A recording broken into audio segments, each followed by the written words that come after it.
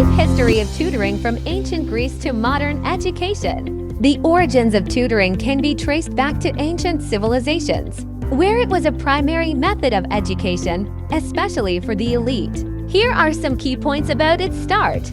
Ancient Greece. This is often cited as a major starting point. Wealthy families employed tutors, sometimes called pedagogoi, from which the word pedagogy derives to educate their children in various subjects like philosophy and mathematics.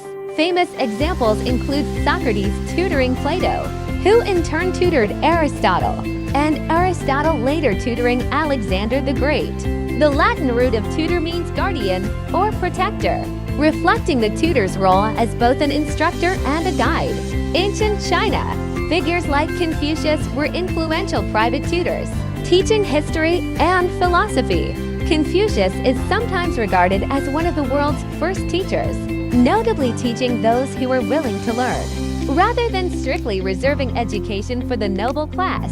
Roman Empire. Affluent Roman families frequently used private tutors, sometimes Greek slaves or freedmen, to instruct their children. For a long time, private tutoring was the main source of formal instruction and was reserved almost exclusively for the wealthy and nobility.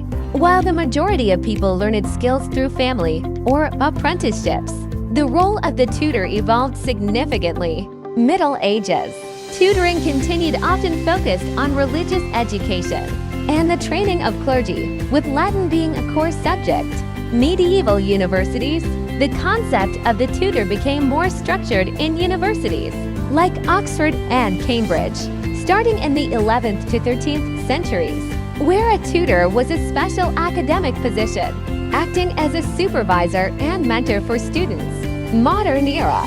The role began to shift more towards supplemental instruction, as universal compulsory education was introduced in the 19th century. Tutors then increasingly focused on helping students with material they were learning in school or preparing for exams.